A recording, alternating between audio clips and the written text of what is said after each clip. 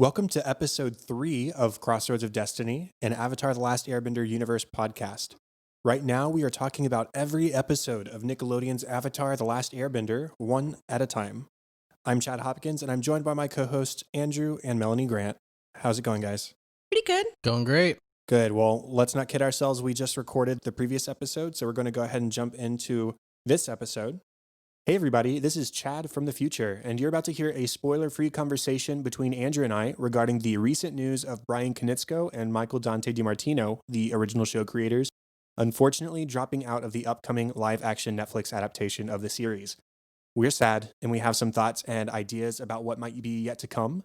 It's a spoiler-free discussion, but if you want to skip it, go to the 11:17 mark, and then you can go straight to our main discussion for this episode over the Warriors of Kyoshi. Thank you. Okay, so Andrew, you and I are recording this after we have recorded this episode, just so we can talk about something that was a news item that broke a couple weeks ago. Yes. And that news item is really sad. Very much so. So everybody in the fandom already knows this, but Brian Konietzko and Michael Dante DiMartino, the creators of Avatar The Last Airbender, were attached to the live action remake for Netflix. For Netflix, yeah. And that was going to be amazing, okay? Because we got the film in 2010 from M. Night Shyamalan, and because we haven't talked about it on the podcast yet, we've made it pretty clear. Yeah. Our feelings on it. We're not going to do too much spoilers. Not subtle we'll about our feelings at all. Well, and we'll probably get to that sooner rather than later, because I think we'll probably talk about the movie after we finish season 1 of the show. Okay, yeah. But anyways, all that to say, the problem with the movie is that the creators were not attached. And so here comes Netflix. They're going to do a live action adaptation and they're attached and it's amazing. And now they've left over creative differences. And so Andrew, which is terrifying. It's terrifying. And I want to ask how you have creative differences with the people who made the thing you're adapting. I don't know. That doesn't make sense to me. It's their thing. Like it's their thing. They made it. They put the hard work into it. They never understood. They did the animation early, like the pilot episode, not episode 1. The pilot that sold the show, was done by them. Like they drew it and put in the effort and made it happen. And for them to have been working on this for the last couple of years is when it was first announced. Yeah. And now they're stepping out. It's just so disheartening. What really bothers me is how prevalent this seems to be. This whole creative differences with someone who obviously has a vision, has brought that vision to fruition, and is now trying to recreate it in some vein. And I get that Netflix probably isn't interested in a shot-for-shot remake of the animated series. And to be frank, nor am I. Right. Like when it comes to adaptation of a book to a movie, of a book to a TV show, whatever it is, I don't want to watch what I just read. In most cases, there are always things where it's like, oh, I read this and I want to see what it looks like on the big screen. Right. But I want them to make some decisions that makes it worth seeing something and not just like, I could have just read it again. Right. So I feel like the only way that I would agree with Netflix on this is if the creators were literally going for a shot-for-shot remake. But I don't think they were, honestly. I mean, granted, if it ain't broke, don't fix it. But at the same time, if you're going to create something new, make sure it's new. Right. And so I am very nervous, mainly because we've already been exposed to the worst of it. and I mean exposed to what a live action adaptation of this series already looks like without them involved. There are so many jokes on the internet. I literally just watched a video the other day of some guy reaming the creative process of making the Avatar movie. And it was hilarious. I don't remember I don't remember his name or anything, but it was just so spot on about and Sokka, and he's like, wait, is that how you say their name? He's like, there's literally no way of me being able to verify that information. Yeah. And it's because they didn't even, it never even felt like they tried to care about the original show. Right. I think that's the video that I sent you from Screen Junkies or something, the pitch meeting. Yeah. That it was hilarious. So kudos to Screen Junkies and whoever that was. But I just feel like we've already seen how bad, honestly, it can go. And I'm really not looking forward to reliving that. Yeah, here's my hope is that you're right, that maybe what the creators were going for, as much as we love them, it was going to be too much of a literal shot for shot remake. I really hope that Netflix is not trying to completely rewrite the story. That show would be a little more unnerving the than show anything. is already very diverse in its voice cast and its representation. Mm-hmm. It's already very creative in how it presents story ideas. The bending itself, very creative. Nothing needs to be, the wheel doesn't need to be remade. Right. They have what they need to build off of. Mm-hmm. And so as long as Netflix isn't tearing apart the show to create something entirely new, then I'm hopeful that it can still turn out the way we want. But again, with the creators leaving, and I think we're echoing sentiments that every fan of this show has. Yeah, they've tweeted about, Reddited about, Facebooked about, screamed to their parents who have no idea what's going on about, like, yeah, we're all afraid that they're doing the same mistake over again. Mm-hmm. And so I would hope that that's not what they're going. The only other thing that I can think of is Netflix may be wanting to go a more mature route, which would be a little unnerving to someone who created it as a kid's show, and where I could also see a divergence of creative opinion because it wasn't meant for older audiences. But thinking like marketing for Netflix, their target audience is no longer 12-year-olds. Mm-hmm. Their target audience is for people who watched the show when they were 12 years ago. Mm-hmm. So now we have a very different demographic that we're aiming for. Granted, I don't think it's meant to be going that direction. I have no reason to think that that's what might be happening. But at the same time, what I mean to say is I haven't read anything that's what Netflix was planning on doing. I haven't seen anything that would even hint that might be the case. This is just me kind of spitballing, like, maybe that's where Netflix was going. Like, their audience is older now, so maybe they're aging it up a little bit. Right. And that might not have boded well with the creators. Yeah, my other thought, and maybe we can close after this because I know we're going a little long. Yeah. My other thought is that maybe Netflix sees the potential cash cow that they have on their hands and how they can just literally sell subscriptions with Avatar: The Last Airbender. We've seen since they added the original show on Netflix a couple months ago, how it's been trending week after week after week. Yeah. When they added Legend of Korra a couple of weeks ago, right back on top. It's trending week after week. And so what if Netflix sees, 3 seasons isn't enough.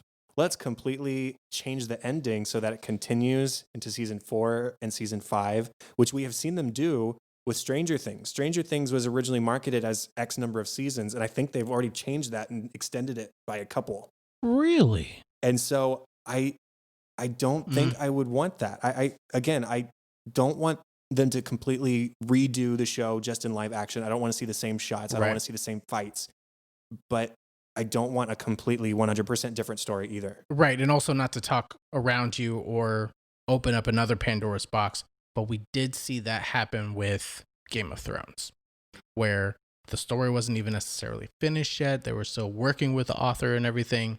And the creative team at HBO just kind of like, I'm gonna wrap this up for y'all. And, some people enjoyed it and most didn't. So it was just like, there's very different paths that you can go when you're just trying to kind of extend something or wrap something up without any real overarching picture involved. And I know that reference might be a little lost on you, but it's been very prevalent on the internet that wasn't I definitely know the development of Game of Thrones, and right. George R.R. Martin still supposedly has 2 more books, I think, to write in the saga, and yet the show is done. Over, yeah. So yeah, I know that's its own can of worms and own mess. But ultimately, we would hate to see that happen to Avatar: The Last Airbender. I don't want this to be aimless just for the sake of giving it more seasons. Yeah. So to wrap things up, we're sad. Yes. We want them to come back, hopefully. I don't know if maybe the fan outcry can make Netflix meet them halfway somehow. Or according to the creators, it, quote, has the potential to still be good. It does. And I will say, other Netflix adaptations, like their adaptation of the series of unfortunate events, very, very good. So maybe they can do it justice on their own. I mean, they have some resources. They do, I mean, but Netflix also puts out a lot of crap. They put out a lot of stuff.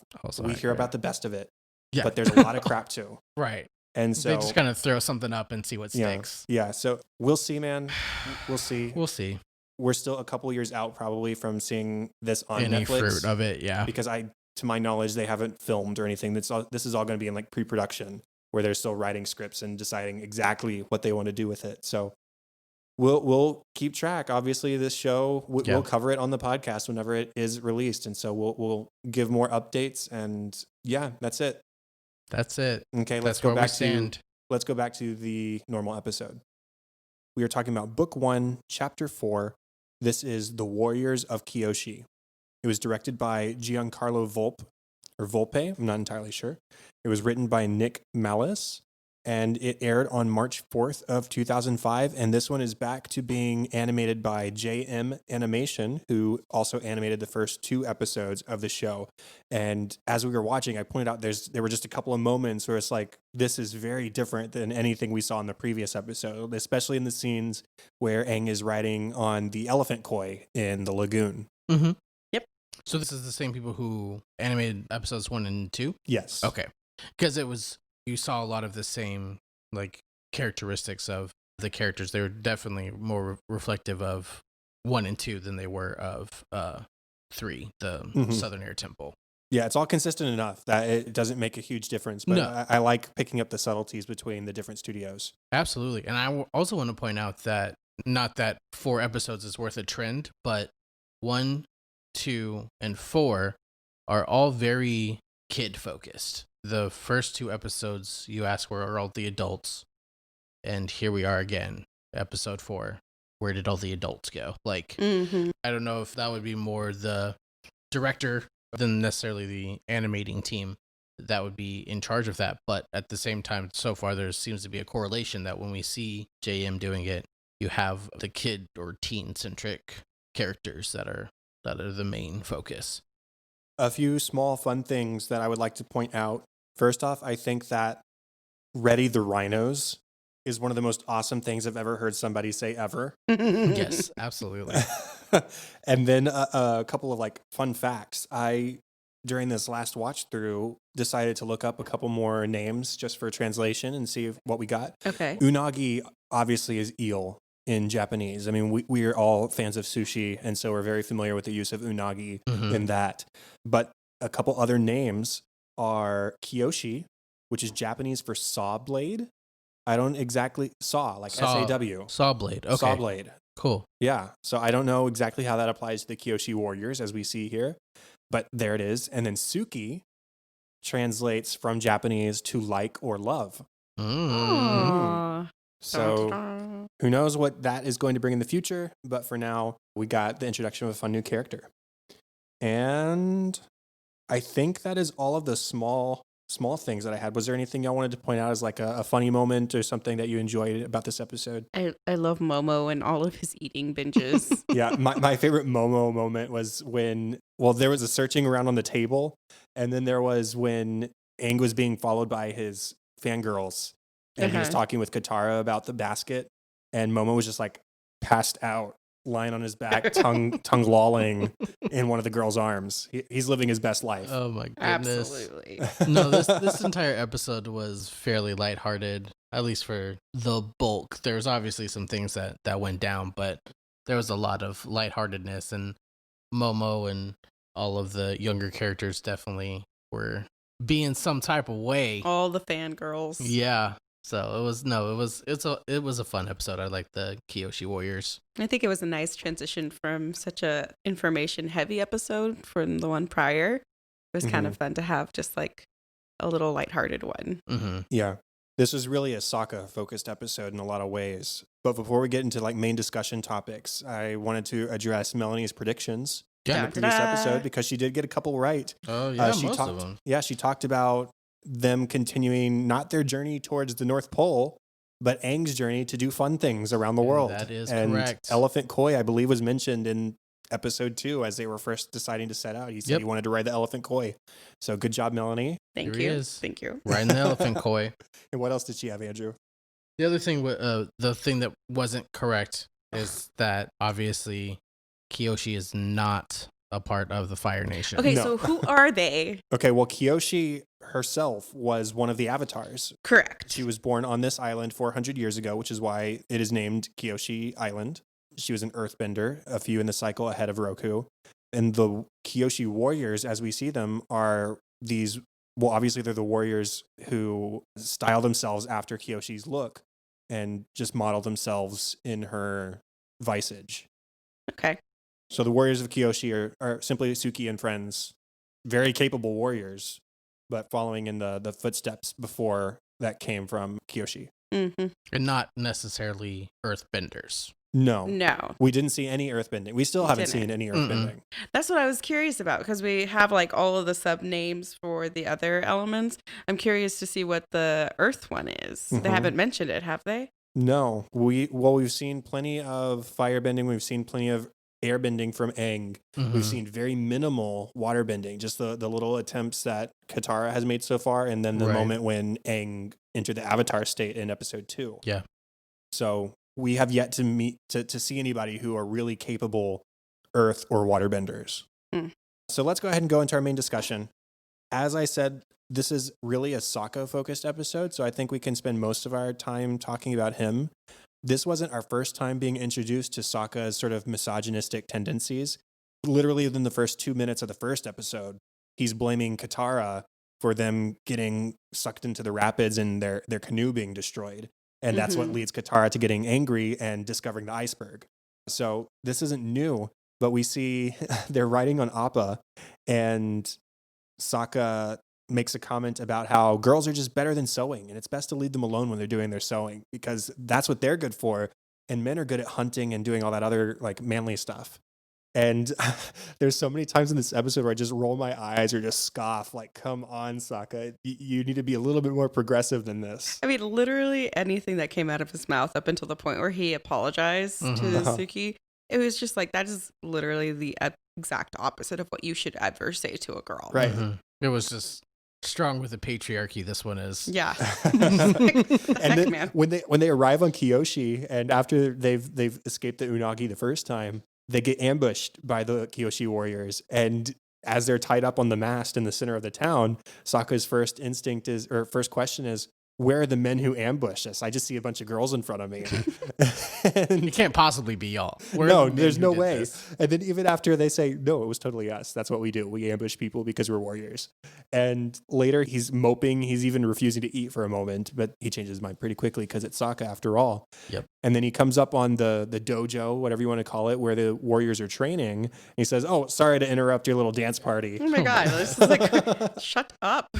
Yeah, the hubris in general, like you could tell that his ego is definitely a big part of his character, and the fact that he can't put himself aside to even listen to merit the idea that, you know, someone who isn't a man has anything to offer him, especially in the ways of fighting or training, or someone could do something better than he could. And it was just a huge ego trip the entire episode. And he calls himself the best warrior in his village, as if he's not the only warrior in his I know, village. it's like, you mean compared to the tiny children that Yeah, you're right, training? right. Yeah, the 7-year-olds aren't as good as you. You're right, Sokka. You got him on that one. I mean, obviously, Katara has positioned herself. She'll probably be a great warrior someday. But as it stands, Sokka is the only person above 14 in his village at the moment. I mean, aside from like Gran and other adults like that. But as far as warriors go, Sokka's the only thing that's kind of close to being maybe defined as a warrior. Right. I mean, you saw when the Fire Nation attacked, there wasn't anyone else. No, there was It no was opposition just except for Sokka. Sokka's Yeah. attempt. Right. But he was the best they had. Yeah. So he's not wrong, I guess. So he decides, okay, I'm gonna give a little demonstration. Try to block me. It's gonna be pretty hard. Oh my And God. Suki just wipes the floor with him and She utterly hardly humiliates moves him. at the first time. She just like sticks her arms out. Yeah. It's done. And by the end of it, he's he's got one hand tied to his ankle and he's face down into the mat. And I mean, he's blushing pretty heavily. Yeah. Because I mean, he's been humiliated, and I mean, he needed it. Yes, Absolutely. he needed a humbling moment for sure. And you know what I love about that, though, is that the next time he goes up there, it's to apologize. He Right. is humbled. And he completely humbles himself. Mhm. He falls to his knees and says, "Please train me. I can learn from you." So at least there's some growth from I Sokka was out going of to this. say, Right. that's not the first time we've seen some character growth in only a short couple of episodes from Sokka, just showing that he, although puts his foot in his mouth more than not, Yeah. that he can come to realization of when he's not doing the best and could learn more. It's strange to see that he's so hell-bent on considering himself the best with how young he is and how unexposed he is to literally anything else besides his tiny tribe in the South Pole. So it was weird for him to be like, oh yeah, no, I'm the best. There's nothing you can teach me. And somewhere he's never even seen before. Like, it doesn't make any sense. And he needed to humble himself. I think that's something that he realizes too. We knew that his father and the other men of the tribe have been gone for 2 years. And so even if he does consider himself a warrior, he's been existing without a trainer over the last couple of years, without real practice. It's not like they were getting Right. ambushes all the time in the Southern Water Tribe. Zuko showing up was just sort of a fluke because Aang showed up out of a fluke. And so he hasn't had the opportunity to exercise those training muscles, whether he had them at any point in time or not.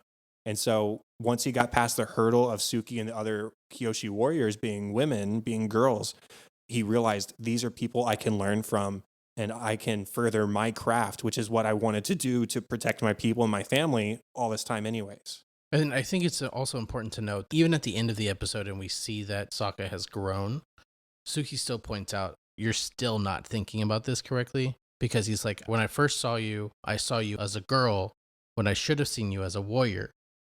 And she goes, I am a warrior, but I'm also a girl. Like, you're still not getting this. Right? I wrote in my notes in all caps, you can be multiple Yes. things. It's like, Sokka, wake up. Like, You're not one thing at the exclusion of right, everything else. Exactly. So You're multifaceted. and I think it just proves he's like, yes, he's taking those first steps of they're legitimate warriors. They're the protectors of this village, this town, and he can learn from them.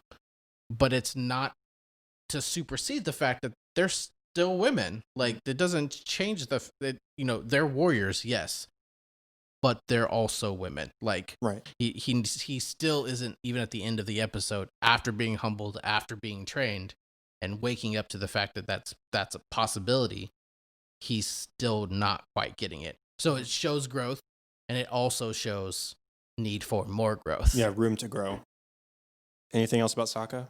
I don't think so. I guess we could just point out that when training with Suki, we start to see that they're getting along with each other. Right? Once they start getting into the thick of it with each other, there's one moment he gets a one-up on her and they sort of laugh about it after Suki, oh, okay, yeah, so you got me that one time, but let's see if you can do it again. And so there's this playful banter between the two of them. Mm-hmm. And then there is that final kiss on the cheek as they're saying their goodbyes. Mm-hmm. So it's nice to see Sokka sort of find somebody to confide in, somebody who's a little bit closer to his age.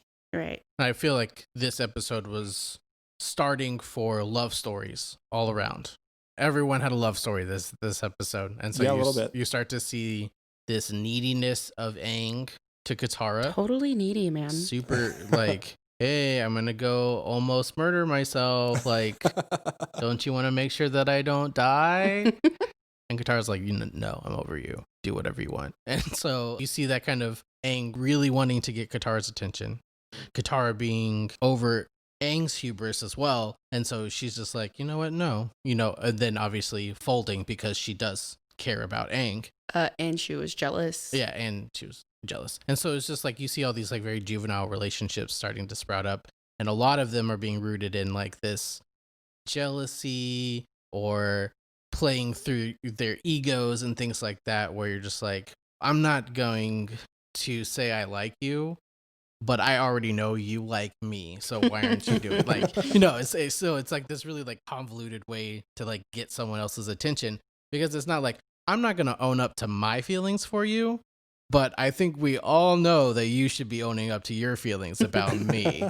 You're welcome. Like, and it's just like this is this really juvenile relationships, and you see them, and Sokka has one, and now Aang has one. With Aang, you also see him for the first time dealing with being the avatar in the public eye. He liked it a lot more than he thought he was going to. He's just a simple monk. And then like fangirling. I loved the bridge scene where he kept like going back and forth and back and forth. That was so funny. He just had like this little fangirl group following him everywhere. I thought it was cute, but he totally let it go to his head. Exactly what Katara said not to do. And he also sees the consequences of being so cavalier with throwing out, I'm the avatar. Yeah. The split second after he tells them, hey, I'm the avatar. Let us go, please. The word spreads. We see that montage of this person telling this person, telling this person. And all of a sudden, literally Zuko, to the table of Zuko. Yeah, Zuko, who had no clue where Aang was. He thought he was a master of evasive maneuvers at this point. He had no clue, and now he's been spoon-fed the information basically from Aang himself. It came directly down the line. Mm-hmm. And so we see for the first time not only Aang dealing with being Avatar in the public eye, but also the consequences of opposition to the Fire Nation. Mm-hmm. Like we've seen some of what the Fire Nation has done, but this is us seeing for the first time the destruction and the havoc that they can wreak when people stand against their will. Mm-hmm. And we see how Kyoshi is almost destroyed. Right. And I think that's what he realized. Definitely what he realized at the end of the episode. Whenever Katara was just like, it's okay. They understand. Or like why you had to go. You had to get out of there. And then he realized, like, look at all what my aftermath was. Look at what my decision did to these people who just took me in, who fed me, who fed my friends, who gave us supplies. And I'm leaving them in a city that's burning, essentially. And they were fine before he showed up. In fact, when they first showed up and before they knew he was the Avatar, they said, Kyoshi has stayed out of the war up to this point, and we would love for that to continue. Correct. But by the end, we have seen the hope that Aang continues to bring to people as the Avatar. They repaint the statue. They're happy to feed him and house him and all that kind of stuff. And then at the end, the leader of the village still thanks him because despite the destruction that has just come at the hands of Zuko, he's still the Avatar. The Avatar is still out there, and he is still hopefully going to be their savior from future battles like this. And I think that kind of ties into what we were talking about in the first episode with Aang. He doesn't like to see people suffer, especially at his own expense. And he will do anything he can to avoid people suffering because of him. And so that's why I feel like that's why he felt the need to jump back into the water and get the unagi and take the extra time. Even though it could have risked him getting caught by the Fire Nation, he took the time to douse the whole town so that they weren't burning anymore. Mm-hmm. Anything else? We haven't talked about his little trick that he really wants people to be impressed with. The marbles. The marbles. He just is like, look what I can do. And they're like, again, that's so boring. Like, oh, it was so sad. Now, Zuko, I don't have a whole lot to say about Zuko in this episode. No, not really. He sort of just shows up, throws some fire around, and that's it. Yeah, he fights off the Kyoshi warriors and burns the town down. But you don't have any like real lines. Don't have any like real interaction with Zuko. He's just how his temper hunting. He's like, you've taught me how to center myself. You taught me how to be calm. And then he's like, I have no new information. And then all the flames go up. I thought it was hysterical. We just see more interactions with Uncle Iroh and Zuko, and I think they're really funny. Because even after, like, when he found out the important information about where Aang was, he was like, oh, so are you going to eat that? They just found out the one key information he wanted to know. And the uncle was like totally focused on dinner. He's like, I'm going to eat it later. Yeah, that first moment was one of the ones I wanted to highlight with Zuko because we opened the episode with Zuko meditating in his ship in front of some candles. And that seems sort of uncharacteristic of him from what we've seen at this point. And so I would like to think that final interaction between him and his uncle at the previous episode where they just sort of acknowledged that Iroh thinks he's more honorable than Zhao was, And Zuko finds pride and honor in that. So he thinks, okay, well, maybe there's some wisdom in what Uncle has to say after all. And so he's sitting there meditating, trying to be like his uncle. But then as soon as he finds out, oh, we're no closer to the Avatar than we were a day ago, a week ago, whatever it was, his rage kicks back up. But we see how connected his breath is to the fire. As he inhales, the flames increase, and exhales, the flames decrease. And then all of a sudden they of course blaze whenever he gets angry. When he gets upset, yeah. I thought of it like the start of a marathon. It's not a sprint. He's trying to better himself. And so I think that was the most important part that we saw with Zuko and Iroh's interaction, is that yes, he's meditating, and I'm sure he's meditated before, but now he does have this kind of newfound sense of pride, because someone who he might not necessarily hinge on his words necessarily, or is absolutely devoted to Uncle Iroh in any real way that we've seen, Iroh thinks highly of Zuko, or at least is there to be that rock and be that encouragement. And so now you're building on top of that. And it always brings it back to, it's so early and they're so young that you're like, no, I'm in control of my emotions. You can tell me whatever you need to tell me. I've got this, because I'm a man now. And then one little thing and he just flies off the rails. And it's like, nope, you're still a kid. You're still a kid with fire powers. Like, right. Here we are. The only other Zuko thing I wanted to mention, unless you guys had more, was that Zuko displays some of the same misogyny that Sokka had when he first invades, and the Kyoshi warriors, along with Sokka, try and take him down. He's able to resist and to push him away. He says, Avatar, come out. I know you're here. These little girls can't save you. And so you'd think maybe sometimes Zuko might go through a similar transformation in regard to his views on women that Sokka did in this episode, hopefully. Yeah. Knock him down a peg, because you just keep seeing this aggressive nature of, I can take anything down, and especially when there's not what he would perceive as a quote real threat, like women and things like that. And you just know that it's a setup. Like, we just saw it happen to Sokka. Now we have Zuko saying basically the same thing. Any other questions or discussion points we wanted to bring up? I have a question. Why come JK, how is Kyoshi been dead for 400 years? I don't think she was immediately preceding Roku. So it hasn't just been 2 cycles of the Avatar? No, I don't think so. Dead. I would assume at least 1 full cycle ahead of Roku, if not more than that. That would make more sense. I assumed that since we just met, quote unquote, Roku in the last episode, as this was my previous incarnation, and then we meet Kyoshi, who's an earthbender, in the next episode. It's just, I felt like it kind of led you to believe that was the one who preceded Roku. But then I was just like, but then Roku would have had to have been 200 or 300 years old before he died. Or there was some time between avatars or something. Like, it opens up a whole mess of other questions if that's the case. If she's been dead for 400 years and there's only been 2 other avatars, they either have incredibly long lifespans, or there's space in between their lifespans before a new one is reincarnated. So if that's not the case, I feel like it would make more sense if she just isn't that Earth or Avatar. Yeah. She's the previous. Yeah, I would think so. Just sort of doing the math. It's been 100 years since Aang was frozen. So that leaves 300 years before Aang was frozen to the point that Kyoshi was born, is when they said. So that's, let's see, that'd be earth, fire, air, water, earth, fire. So that's 5-6 avatars before Roku. Right. And assuming that all of them lived at least 50 years. Yeah, 50, 60 years. That would have, up. Yeah. Yeah. I feel like that's far more reasonable. And especially since Aang does take up most of that time with being frozen in an iceberg for 100 years.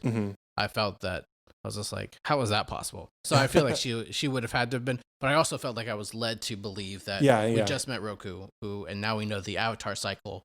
So going backwards, it was fire, and the one previous would have been Earth. So I was just like, so we've met the fire Avatar, now we're meeting the Earth Avatar, but doesn't necessarily line up with the timeline. I'd be curious to go back to the Air Temple and see if maybe we caught a glimpse of Kyoshi in the lineup and I felt like I did. That's why I wanted to bring that up. I'll rewatch it before our next episode just to see if it's there. Yeah, if she does appear immediately preceding Roku, it could just be a continuity error. But yeah, I think it's at least a full cycle between them. We're just nerding out about the math. Yeah. You really are. And I was wondering how long that was going to go. Yeah, no, it went on way longer than I was expecting. But at the same time, I was just like, it was one of those things because the main dude of Kyoshi says two things, and it's just very strange because he throws them out there, and then you have to be like, what are the implications of what you just said? Mm-hmm. One of them was that Kyoshi died 400 years ago, or hasn't been alive for or whatever. He said born 400 years ago. Born 400 years ago. The second thing was Kyoshi has managed to stay out of 100-year war with the Fire Nation. What? How was that possible? If the Airbenders couldn't do it, how could they do it? Right. I mean, I was just like, you're thinking is like, so even if Kyoshi's an island, Kyoshi's maybe further away from the rest of the Earth Kingdom, how are they immune to the attack of the Fire Nation unless they just weren't considered? Well, I would lean towards that because we said that the Airbenders were wiped out because of the search for the Avatar. Mm-hmm. And so that's why they were just completely decimated. Kyoshi Island, maybe it's known that Earthbenders don't live there. We didn't see any Earthbenders. I would assume if there were Earthbenders, they would have participated in the fighting we saw. So they stayed out of the war. So I was about to say maybe that the Earthbenders that did live at Kyoshi were wiped out before, but they just said they've stayed out of the war. So I would just assume it's known that the protectors of this area are non-earthbending warriors. And so the Fire Nation didn't even see non-benders as a threat. I had not thought of that, as in like the Fire Nation is literally only going after other benders. That even has its own like World War II kind of connotations too. Yeah, where just certain areas were completely ignored because they weren't perceived as having any real either pull in any direction or a threat to any particular side. Yeah, certain people deemed as more worthy of combat or more worthy of being considered as enemies than others. Non-benders being seen as lesser than. Gotcha. Anything else? Sorry, I'm quiet. No, it's all right. This wasn't a super content-heavy episode. Mm-mm. Well, we can go ahead and move into our predicting the future. Dun, dun, dun. So the next episode, Melanie, is titled "The King of Omashu." Again with these names. King of Omashu. Maybe we'll know some more about the Earthbenders then? Maybe. Or Zuko's dad? Maybe. Because they just keep saying his father. His father. They haven't given him a name, right? I don't believe his name has been said yet. Mm-mm. Interesting. Maybe we'll get some more background on him. I mean, you get a lot of connotation, obviously, because he's Prince Zuko. Right. And but we haven't gotten his form of physical hierarchy name. There. Yeah, no. You don't know any real information about him besides so maybe it'll go to some Fire Nation background. Mm-hmm. So last we left the trio, they were being pursued by Zuko leaving Kyoshi. Mm-hmm. So any thoughts obviously there's something about Omashu, but any other thoughts about what Omashu might be? No. Okay, well, that's fine. You got a couple good guesses there. I did. We'll see how they line up when we next record, which will be a few days from now. The next episode won't be back to back with this one. So we would love to hear from you, audience, to tell us some of your thoughts on, again, episodes that we've talked about, episodes that are yet to come, and things that we may have missed or didn't cover and you'd like our thoughts on. So that is the end of the third episode of Crossroads of Destiny. You can find us on Facebook, facebook.com/xroadspod, and @xroadspod on Twitter. Please, please, please go over to Apple Podcasts. Consider dropping us a rating and review if you're liking what you're hearing, and that'll help us expand our audience. We want to appear high in the directory when people search for Avatar on Apple Podcasts. If you would like to email feedback and ideas, you can email xroadspod@gmail.com. And again, you can leave a voicemail, 3145-YIP-YIP. That is 314-594-7947. If you keep it under a minute and keep it direct and ask us questions, give us information, whatever you see fit, we would love to include you on the show. So, Melanie, where can people find you online? on, let's just do Instagram. Instagram, Melanie Amanda 44. Okay, Andrew. And yeah, you can try and contact me through the email of X Road Podcast or the Twitter. Okay, and the best place to find me, I'm very active on Twitter. You can find me at Chadadada, that is ChadAdada. You can also find my other podcasts, the Cinescope podcast, where we talk about the movies we love and why we love them. The Twitter for that is Cinescope Pod, and the website is thecinescopepodcast.com. My other podcast, An American Workplace, has ended, but we talked about every single episode of The Office, which was a lot of fun. You can find it on Twitter, Workplace Pod, and the website workplacepodcast.com. And show notes and information for this show can be found at xroadspod.com. Xroadspod for everything. And that is all for this week. We will talk to you in episode 4 when we talk about book 1, chapter 5, The King of Omashu. Bye, everybody. Bye-bye. Yep.